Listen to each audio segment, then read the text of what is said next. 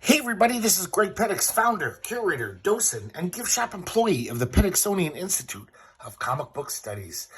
Today, we're probably going to look at one of the worst comics in the Petixonian collection, but we have to keep it in the collection because of its stupidity.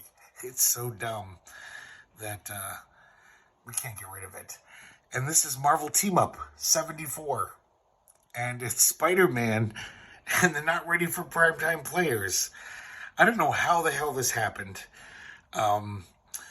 We see all the early Saturday Night Live crew. Also, Lorne Michaels and Stan Lee appear, as they say in the cover. They list all of the not ready for primetime players. And, yeah, I don't even know. This is fucking nuts.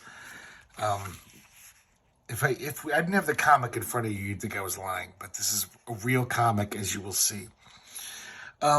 Peter Parker and Mary Jane are going out on a date. He's got tickets to see Saturday Night Live. They're running a little late. And turns out they have to go up to the balcony. These ushers are, just saying bad jokes. This is the funny thing about this comic. It's like supposed to be funny, and it is so painfully unfunny. Every line is like, it's not even like Borscht Belt humor. It's because those at least have like a gag with a setup and a punchline. These are just like cutesy little things that are supposed to be funny, I guess. But they're so bad. So there's this like, as they're on the way up to the balcony, one of the ushers is kind of like this big thug guy, kind of shoving people out of the way. I'm in a hurry. And Peter's spider sense goes off. But, he tables it for later. He's like, okay, hopefully nothing bad will happen. I want to have a date with Mary Jane. They see Gilda Radner. and there's a commotion coming from John Belushi's dressing room. All the not ready for primetime players are kind of laughing at John Belushi because he got this package in the mail with a ring in it. A weird ring. And he put it on easily enough, but he can't get it off. He's tried soap, he's tried cold cream, but it would not come off. They're all trying to yank on it. And, just all the dialogue is so painfully unfunny. But every word balloon is like trying to be funny, basically. So Lorne Michaels comes in and he says, come on, people, 5 minutes. What the hell are you doing? So they get ready for the show. So that thug guy from earlier, turns out he's the Silver Samurai, a long-term Marvel supervillain. And he hires all these other thugs to help him because he knows that this ring that he's been seeking has been accidentally sent to one of the not ready for primetime players. He doesn't know which one. So he's like, okay, we need to be subtle, though, because, we're in New York. We're in New York City, and all the Marvel superheroes live here. And we don't want to have to deal with them. I just want a nice, quick operation. I want to retrieve the ring without having to fight 18 superheroes. So, but he's got normally he would love to fight the superheroes, he claims, because he's a macho supervillain. But he says, no, I got this obligation. I got to return this ring. So then the show starts. Peter and Mary Jane sit down.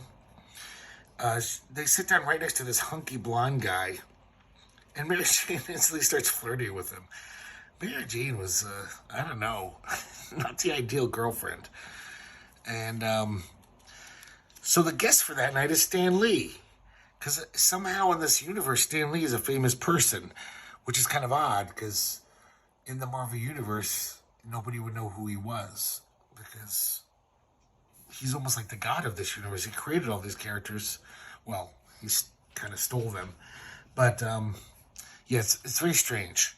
It kind of blows my mind. I like how it says, and the musical guest tonight is Rick Jones. That's the Hulk's buddy from Marvel history. And he was a rock musician in the 70s.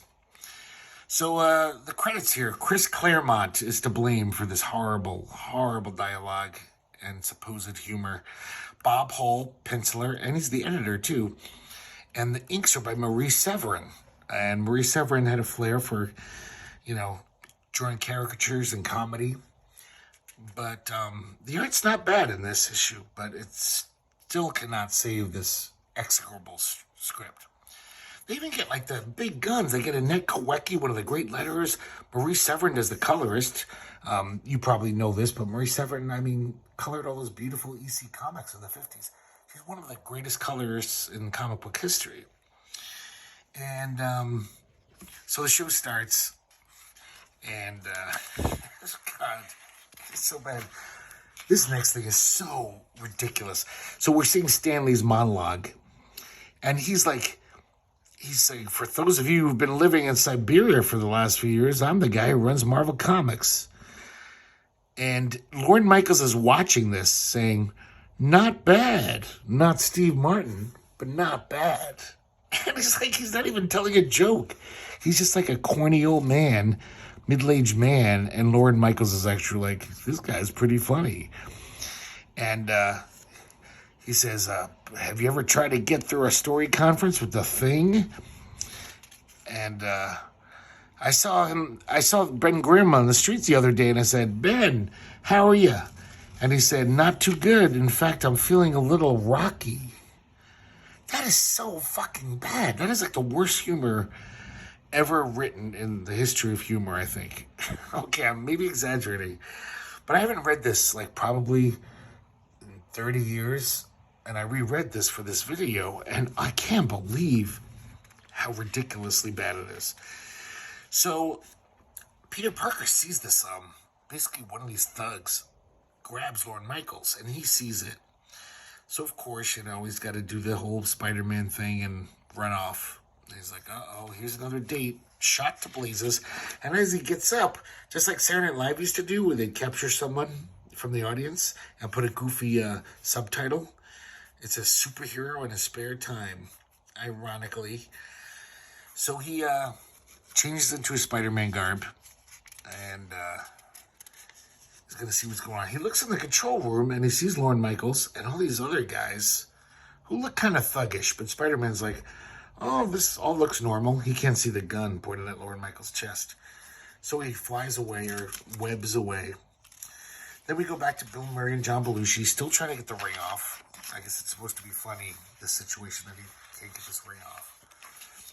And the Silver Samurai is ordering his goons to basically, find all the not ready for primetime players and find out which one has the ring. So Bill Murray here, I believe is Bill Murray. He's like one of the worst drawn ones. Some of them are drawn pretty good. And he hits one of them on the head with Thor's rubber hammer, because there's going to be a Thor sketch later on. And then he puts on his coat. And that's like one of those annoying things with old writing. He's just lucky that guy and I have the same build. Like, that's totally unnecessary. Who cares? Yeah, the jacket fits you, great. It's a jacket. It probably fits most people unless you're 500 pounds. Whatever. So he joins the thugs to see what's going on.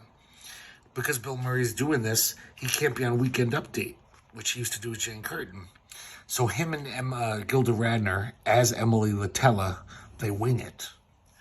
I can't believe this is a real comic from Marvel Comics. This is ridiculous. And of course, it's not hard to do an Emily Latella bit. They were pretty corny jokes. So she, Chris Claremont makes it about, what's all this about violets on television? Violets are pretty flowers. Why do people keep... That's a good thing. Typical Emily Latella misheard stuff. And then all of a sudden she gets sucked down to the floor, and so does Jane Curtin. They really captured Jane Curtin pretty well. That looks like Jane Curtin. And the thugs, kind of under the floor, there's a hole, I guess. And they take them down to see if they have the ring. And they realize they don't. Spider-Man flies down to beat him up. And the Silver Samurai's there. And Gilda Radner and Jane Curtin attack one of the thugs. Of course, it's the Bill Murray guy. It's Bill Murray in disguise. So then all the thugs run off, and they're like, okay, we gotta take care of this ourselves. Spider-Man saves the day by webbing the two Weekend Update people back up so they can finish the skit. And then they realize Spider-Man overheard that Everyone was terrified of running into superheroes, so maybe we can use that against them. So Lorraine Newman, and that is not a very good character of Lorraine Newman. I don't know who that is. Doesn't look like Lorraine Newman. Very interesting. Maurice Severin's inks here on the hair. That is some weird curly inking. It's very strange looking. She dresses up like Ms. Marvel. And these guys are like, Silver Samurai's not paying us enough to deal with a member of the Avengers. We're out of here. And Spider-Man finishes them up after, because they're all panicked. So then, the other guys are getting in on it, and Dan Aykroyd and Garrett Morris. And I guess there was going to be a Thor sketch that Garrett Morris was going to play Thor. So they're like, okay, put on your costume, Garrett. And he shows up, and he's speaking like Thor, hold varlets, or face the righteous wrath of the son of Odin. And they're like, shit, it's Thor. And they're on this like iron catwalk in the studio. So one guy's kind of is onto it. He's like, hey, something screwy here. Ain't Thor supposed to be Swedish? This dude's black. And he keeps up he's like, oh shit, they're on me. But he keeps talking like Thor. And then I guess Bill and Gilda took some power cables and put them on the grill of this catwalk. And he's got rubber boots on Garrett, so he's not shocked. And they zap him. So they're not ready for primetime players. Are being pretty heroic here. Who would have thought? And for some reason, Dan Aykroyd dresses up like this Russian. And Lorraine Newman puts on a U.S. military outfit. And John Belushi's getting ready for his samurai sketch. Which is kind of perfect, because he runs into the Silver Samurai. So we have a nice samurai duel. And of course, John Belushi's like, what the fuck is going on? Who is this guy? Somehow he's not killed instantly. I don't know how. This guy's a supervillain. He's taken on the X-Men before. But somehow he can't really get a beat on, John Belushi's chest with his sword. So, I hope you don't all hate me for this video. This is so stupid. But I can't get rid of this comic. It's so, I don't know.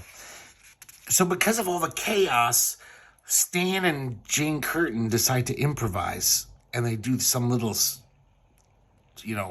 dancing number. And, of course, everyone kind of likes it. Everyone's like, wow, this is great. How impromptu. And, the Silver Samurai is chasing John Belushi. And then Dan Aykroyd is the Russian and Jane Curtin is the army person. They use fire extinguishers to attack the thugs and subdue them. So the whole time Peter's gone, we flash back. And Mary Jane is totally making time with this guy. He's like, what are you doing after the show? And instead of saying like, oh, I'm here with my boyfriend, she's like, what have you got in mind? It's like, man, I'm glad I don't have a girlfriend like that, or I ever did. And this is weird. They have to give a little shout out to John Belushi. She's like, Silver Samurai says, for all your bumbling ways, little man, you are not without skill. It's like, I don't think John Belushi ever was a good swordsman just because he played the samurai in those, dumb sketches. So Spider-Man shows up and he throws the sword at Spider-Man, just misses him. And he falls into the audience. And, but then John Belushi gets his mad on. He's pissed off. He's like, enough of this shit. I'm tired of you attacking me. No, I'm going to be on the offensive. So, Silver Samurai easily disarms him. But of course, another shout out to Belushi. Your courage is admirable, actor. And then Spider-Man shows up again. And the ring is starting to glow because it's some kind of mystical power ring. But Spider-Man knocks him out, or kicks him really hard, almost knocks him out. And he's got the ring, though. Silver Samurai pulls the ring off John Belushi's hand.